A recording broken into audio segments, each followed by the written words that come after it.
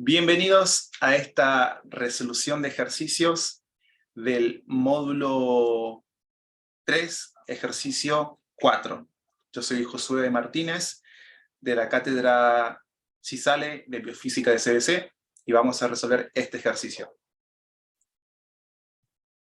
El ejercicio en cuestión es el que está acá, el número 4, y comienza diciendo: una camioneta de 2.000 kilogramos asciende por un camino con una pendiente de 37 grados a una velocidad constante de 60 kilogramos. Aquí ya tenemos tres datos. Una de las cosas que tenemos que hacer siempre es leer el enunciado y transcribir los datos importantes, los números prácticamente, principalmente. Entonces, yo acá ya voy poniendo que la masa vale 2.000 kilogramos, vamos poniendo que la velocidad es constante y que es de 60 kilómetros por hora. Además, ya voy diciendo que es un MRU, porque al tener velocidad constante voy a tener, obviamente, que es este tipo de movimiento. Y también, ahora viene la siguiente información. Punto seguido, considerando que la fuerza de fricción con el aire vale 200 newtons, calcular la potencia que desarrolla el motor. Bien, entonces, sabiendo este dato de la fuerza de rozamiento, calcular la potencia. Tenemos acá todos los datos y acá tenemos la representación gráfica de la situación. Entonces, ¿qué es lo que está ocurriendo? Voy a escribir sobre este gráfico, voy a dibujar las fuerzas existentes y vamos a dibujar la primera de todas, va a ser la que siempre está apuntando hacia abajo, que sería la fuerza peso.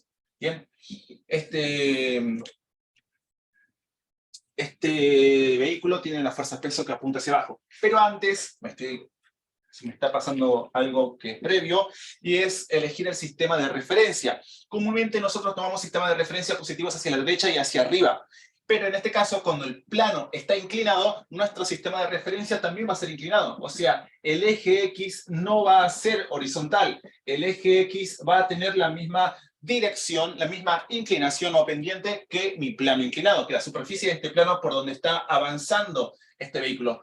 Además, se suele tratar de que el sentido positivo del sistema de referencia, en este caso del eje X, apunte hacia donde se produce el movimiento.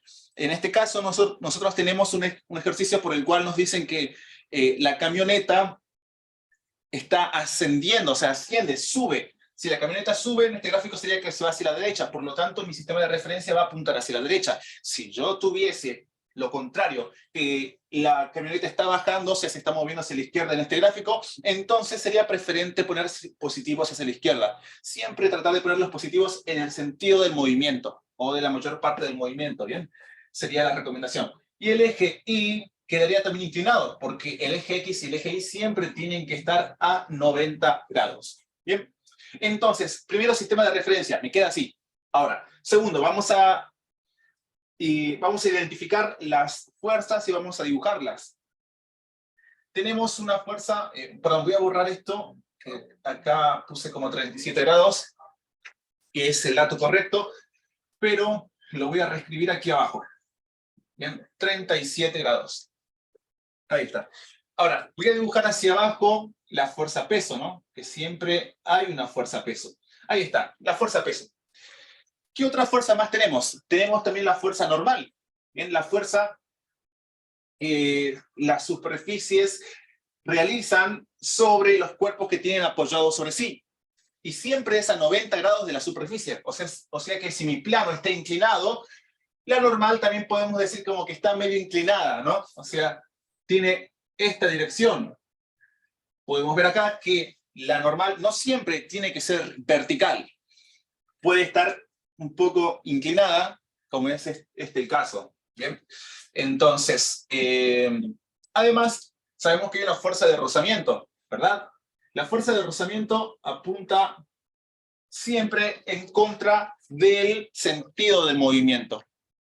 Si el movimiento es hacia la derecha porque está subiendo, entonces mi fuerza de rozamiento o fuerza de fricción, tal vez sea bueno también llamarle FF para evitar utilizar la R, que si yo abrevio roce con solamente la R, puede confundirse con resultante. Ahí eso lo eligen ustedes. Pero la fuerza de rozamiento apunta hacia la izquierda. Y bueno, si tengo solo estas fuerzas, debería también tener alguna fuerza hacia la derecha, que sea la que genere este movimiento hacia la derecha a velocidad constante, ¿no? O sea, me falta dibujar ahora la fuerza que realiza el motor. Bien. F motor. Ahí están. Estas son las 4 fuerzas que tenemos en este ejercicio. Vamos a empezar a trabajar con sumatoria de fuerzas. Ustedes cuando tienen un ejercicio que trabaja con fuerzas, en algún otro momento van a tener que plantear las leyes de Newton, la primera y la segunda, sobre todo. Y van a tener que ponerse a pensar si tengo que aplicar la primera o la segunda, porque son excluyentes, ¿no? La primera ley de Newton nos habla para cuando tenemos un MRU o algo está en reposo. Y la segunda ley de Newton para cuando algo tiene aceleración constante. La forma en la que se les enseña en CBC es para los casos de aceleración constante. Entonces, en este caso, ya sabemos que es un MRU que está a velocidad constante, por lo tanto, la sumatoria de fuerzas en el eje horizontal va a ser 0, ¿verdad? Podemos empezar por ahí. Sumatoria de fuerzas en el eje X va a dar 0, porque en el eje X estos se están moviendo a velocidad constante. Pero tenemos un inconveniente más, podríamos tal vez decirle, y es que la fuerza peso no está en ninguno de los dos ejes. Una de las recomendaciones o de las costumbres que tenemos para manejar las fuerzas acá en CBC es que vamos a trabajar las fuerzas, o por lo menos ha sido costumbre de muchos cursos hacer así, y es que trabajar las fuerzas o la sumatoria de estas fuerzas siempre en cada eje por separado. ¿Bien? Entonces, si tengo la fuerza peso en esta dirección que no está en ninguno de los dos ejes, voy a tener que descomponer esta fuerza. La fuerza peso me va a quedar en una componente llamada peso en X, que va a apuntar hacia la izquierda sobre sobre el eje horizontal, o en este caso el eje X, y se va a descomponer también en otra fuerza, que va a ser la fuerza, vamos a ponerla aquí, va a ser la peso en Y. Bien, esto debería ser un poquito más grande en realidad. Ahí. Tenemos la peso en X y la peso en Y. Bien. Ahora sí, podría decir como que tengo todas las fuerzas en alguno de los ejes, ¿no? La fuerza de peso, si bien no está sobre ninguno de los ejes, pero cuando la descompongo, ya podría decir como que está representada en ambos ejes.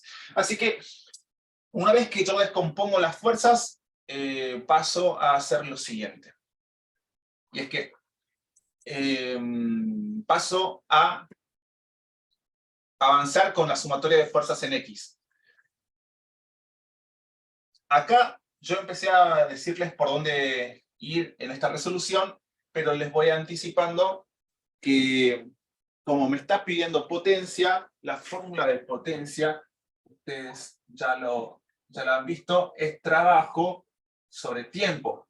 Pero obviamente trabajo de una fuerza, porque trabajo es una característica de una fuerza, no de un elemento o de un cuerpo, de una masa, ¿no? Entonces, ¿trabajo de cuál fuerza? Bueno, trabajo de la fuerza del motor.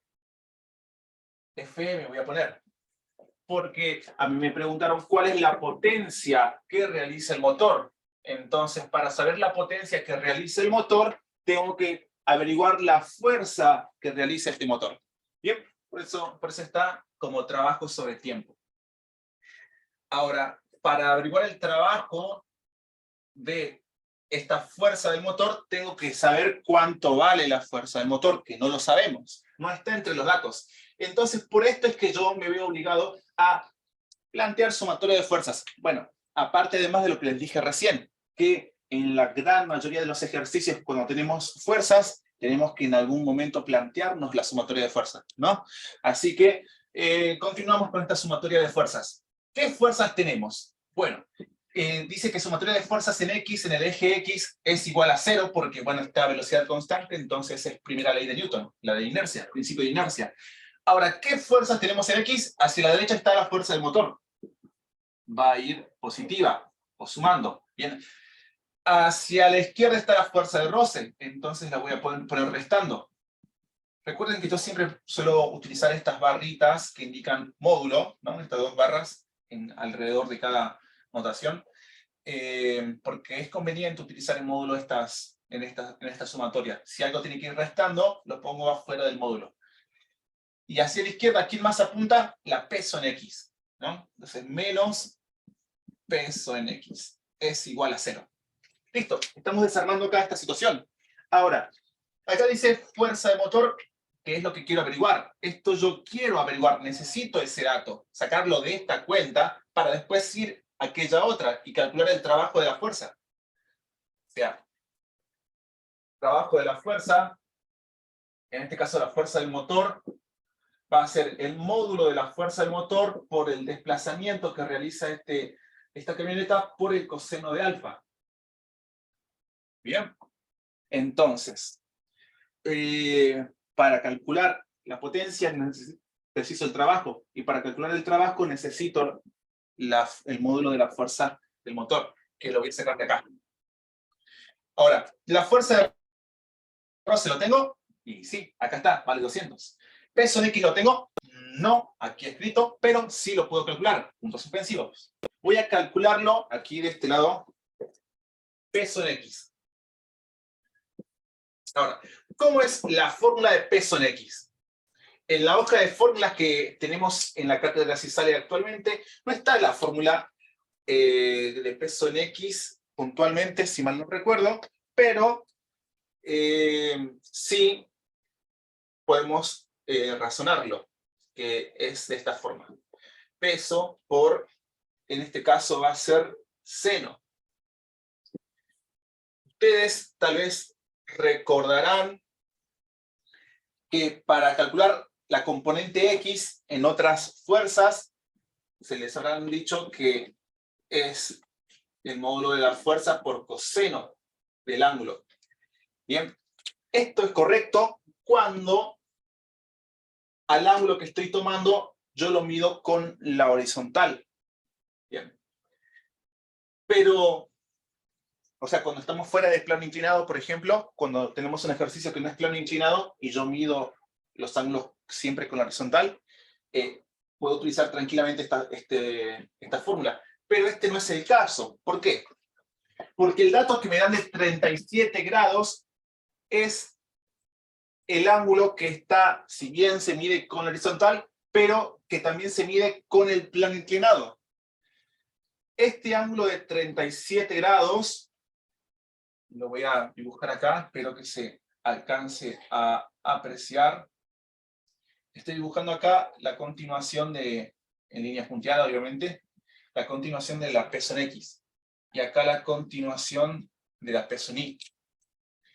Cuando yo tengo un plano inclinado, el ángulo que me dan aquí, en el borde inferior lateral, ese ángulo es igual a este. Entonces, este ángulo es igual a este. Y este ángulo no me está midiendo con el eje X, el ángulo, ¿no? O sea, no me está midiendo con el eje X cuánto ángulo hay. 37 grados me está midiendo con el eje Y cuánto ángulo hay entre la fuerza a la que le quiero calcular la componente, que es la peso, y el eje Y. ¿Bien? Pueden corroborar que esto es igual a esto mediante herramientas de geometría que hayan aprendido en la escuela primaria, tal vez en secundaria, pero este ángulo de la izquierda siempre es igual a este, al que se forma con el eje vertical y la fuerza peso. Por lo tanto, no me va a dar, no me va a hacer la misma fórmula que utilizaba antes, y por eso es que aquí va seno en lugar de coseno. ¿Bien? O sea, es intercambiar entre seno y coseno. Las posiciones. Bien, según las fórmulas que se suele trabajar al principio cuando se habla de descomponer una fuerza, ¿no? Lo que dije recién. Para f en x, esta es la fórmula. en vez de utilizar coseno, utilizo seno para cuando hablo de peso en X en un plano inclinado. ¿Bien? Y el ángulo que me dan es el de abajo. Bueno, continúo. Peso. El peso no lo tengo. Perdón, voy a borrarlo de arriba. Entonces, peso en X dijimos que es el módulo del peso por seno del ángulo. El módulo del peso no lo tenemos, pero tenemos la masa. Entonces puedo calcular el módulo del peso. Lo voy a hacer en otra cuentita por acá, por separado. La fórmula del peso es igual a masa por gravedad, ¿correcto? Entonces, vamos a calcular. Masa es 2000 kilogramos, gravedad es menos 9,8 metros sobre segundos al cuadrado. Hago esta cuenta y ¿cuánto me da? Voy a hacerla aquí en vivo con ustedes. Y el resultado es 2000 por 9,8, es menos 19.600 newtons. Este es el valor de la fuerza peso. Bien, es menos porque está apuntando hacia el sentido negativo del eje de referencia, ¿no? Pero acá, en la formulita, si yo pongo módulo de peso en X, acá voy a poner módulo de peso. O sea, como dice módulo, como tiene las barritas de módulo, esto va siempre como positivo. O sea, 19.600 newtons positivo. Por seno del alfa. Este alfa en esa fórmula para plano inclinado es la inclinación del plano. Este ángulo no es el ángulo que se forma con la fuerza y la horizontal, sino que es la inclinación del plano. Por eso la diferencia, ¿no? Vamos de nuevo al mismo tema. Acá la inclinación del plano es 37 grados, por lo cual hago esta cuenta, 19.600 por seno de 37 grados, y el resultado me da 11.795. Ahí está. 11.795 newtons. Ese es el valor de el peso en X. Bien, ahí lo calculé. Aquí empecé la cuenta, ahí termina. Acá empecé la otra cuenta, ahí terminó. Bueno, regreso a esta parte porque todo eso lo hice para averiguar cuánto vale el peso en X. Así que voy reemplazando por los datos que tengo. Perdón, antes de reemplazar, despejo la fuerza del motor. Porque esto es lo que quiero averiguar. Esto, fuerza de roce ya lo sé, peso en X lo acabo de averiguar, así que voy a despejar esto. Recuerden que despejar significa dejar aquello que voy a despejar solito de un solo lado de la igualdad. En este caso, fuerza del motor va a quedar solo y todo lo otro va a pasar hacia la derecha sumando. Fuerza de roce que estaba restando pasa sumando. Por lo tanto, 0 más fuerza de roce, simplemente fuerza de roce, ya no escribo el 0. Y el peso en X que estaba restando también pasa sumando. Una vez que hago esto, ahora sí, voy a reemplazar por los números que corresponden a esto. Bien. Fuerza de motor es igual a fuerza de roce. La fuerza de roce dijimos por acá que tiene un valor de arriba 200 newtons. Más peso en X. Ya sabemos que vale 11.795 newtons. Entonces, hago esta suma. Es una suma bastante simple, ¿verdad? Nos va a dar 11.995 newtons. Ya tengo la fuerza del motor. Es esta la fuerza del motor. Ahora, bueno, tengo que irme hacia la potencia del motor, que para averiguar esto ya sabemos que tengo que calcular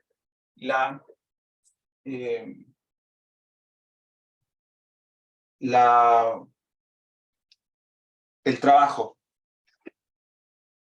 Vamos a analizar un momento más el enunciado. El enunciado nos dice que una camioneta de 2.000 kilogramos asciende por un camino con pendiente de 37 grados a una velocidad constante de 60 kilómetros por hora. Considerando que la fuerza de fricción con el aire vale 200 newtons, calcular la potencia que desarrolla el motor. Bueno, aquí no tenemos una fórmula que nos hable de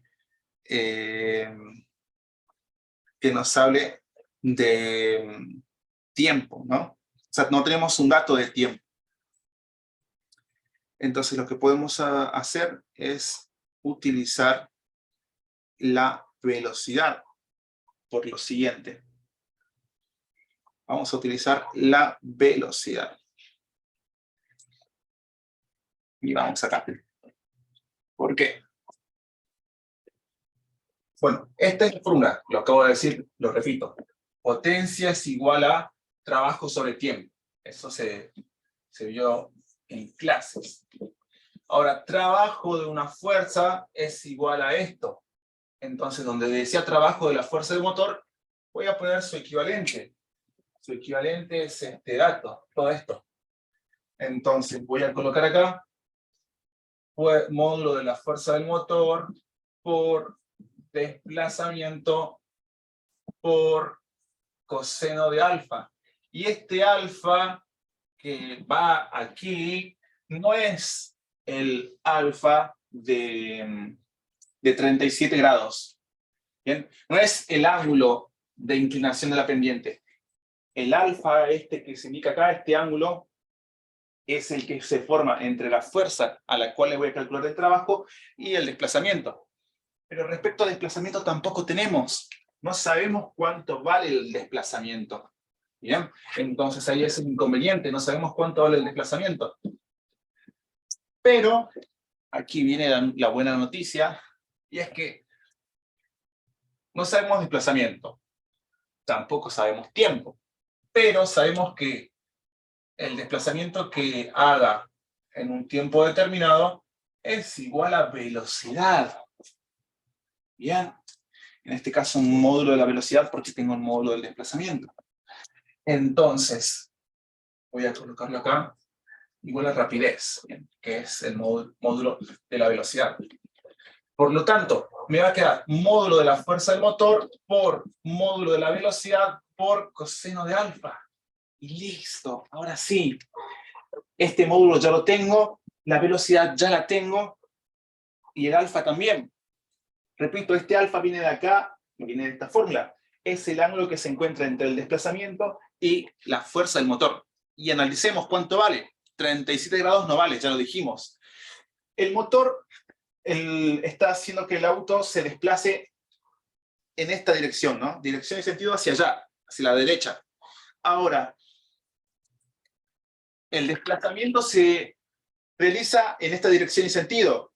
Y la fuerza del motor, que es a la que le quiero calcular el trabajo, la fuerza del motor apunta en la misma dirección y sentido. La fuerza del motor apunta así y el desplazamiento también se realiza en ese mismo sentido. Por lo tanto, si tanto el desplazamiento como la fuerza del motor apuntan en la misma dirección y sentido, el ángulo alfa, que es el ángulo de separación entre estos dos vectores, va a valer cero porque apuntan hacia el mismo lado. No hay ángulo de separación, apuntan exactamente hacia el mismo, en la misma dirección y en el mismo sentido. Por lo tanto, esto vale cero, ¿no? Va a ser coseno de 0 grados. Vamos acá, la velocidad vale 60 kilómetros por hora. Y acá tengo un inconveniente. Kilómetros por hora no es la unidad que yo utilizo para medir velocidad en este sistema. Bien. Perdón. Ahí estamos. Entonces tengo que hacer un pasaje de unidad. Voy a hacer este pasaje de unidad y quiero expresar estos 60 kilómetros por hora en metros sobre segundos. ¿Bien? Está todo súper, casi completamente llena, pero vamos a hacer acá abajo. Aquí hay un pequeño espacio para hacer el pasaje de unidad. Tengo 60 kilómetros por hora. Voy a multiplicar por una fracción que tenga lo mismo arriba y abajo. En este caso pongo la misma cantidad, pero en distintas unidades. Arriba pongo las horas para que se me cancele con las horas de abajo. Y abajo pongo segundos. Le pongo un 1 a la unidad más grande, que son las horas, y pongo su equivalente abajo para que sea la misma cantidad en el numerador y en el denominador de esta fracción que estoy utilizando para el cambio de unidad. En este caso, una hora tiene 3600 segundos. Bien, cuando hago esta multiplicación, es como multiplicar por 1, pero las horas se van a cancelar y me va a quedar en segundos. Hago lo mismo con los kilómetros. Pongo kilómetros abajo para que se me cancelen las unidades y metros arriba. ¿Qué es lo que quiero que me quede? Un 1 al kilómetro y su equivalente en el numerador. 1000 metros. De esta forma se cancelan kilómetros con kilómetros. Hago las cuentas. 60 por 1000 dividido 3600. Y esto me da 16,6 periódico. Bien. 6 periódico se escribe así, con el sombrerito. ¿Eso qué significa? Que tengo infinito 6. Sigue infinito 6 después de esto, ¿no? 6, 6, 6, 6, 6 y así. Infinito 6. Entonces, como yo me voy a quedar solo con 3 cifras significativas, quiero el resultado solo hasta la primera cifra después de la coma. Por lo tanto, como esta es la primera cifra que está después de lo que voy a conservar, o sea, la primera cifra que voy a borrar es 5 o mayor a 5, en este caso es mayor a 5 porque es un 6, pero como esta cifra es mayor que 5, va a hacer que este 6, que es la última cifra que voy a conservar, experimente la adición de un 1. ¿Bien? Así que me va a quedar 16,7 metros sobre segundos. Listo. Volvemos arriba. 60 kilómetros por hora es igual a 16,7 metros sobre segundos. Bueno, vamos acá. Todo esto lo hice para poder poner aquí, en esta posición, la velocidad. 16,7 metros sobre segundos. Acá, la fuerza del motor. La fuerza del motor es lo que hemos averiguado acá abajo. 11.995 newtons. Hacemos la cuenta y ¿cuánto nos da? 11.995 por 16,7 por coseno de 0. Esto nos da un resultado de 200... A ver... Sí, 200.316. 316, 17 sería. Watts.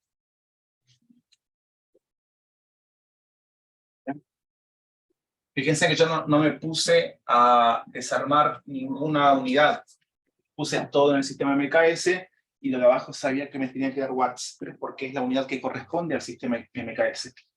Respuesta 200.317 watts. Y acá aparece en kilowatts el resultado, que prácticamente es lo mismo, 200 kilowatts. ¿Por qué dice 200 kilowatts? Bueno, porque toma este dato, está en watts. Si yo quiero agregarle el prefijo kilo a un resultado, tengo que dividir en 1000. Bien, así como hago para pasar de metros a kilómetros, o para pasar de gramos a kilogramos, dividir en 1000, también voy a hacer acá, para pasar de watts a kilowatts, voy a dividir en 1000. Cuando divido en 1000, esto me queda prácticamente 200. ¿Bien? 200 kilowatts, que es prácticamente lo que está en el enunciado, en la parte de la respuesta. Bien, y bueno, esta ha sido la resolución del... es la resolución del ejercicio 4 del módulo 3. Muchas gracias.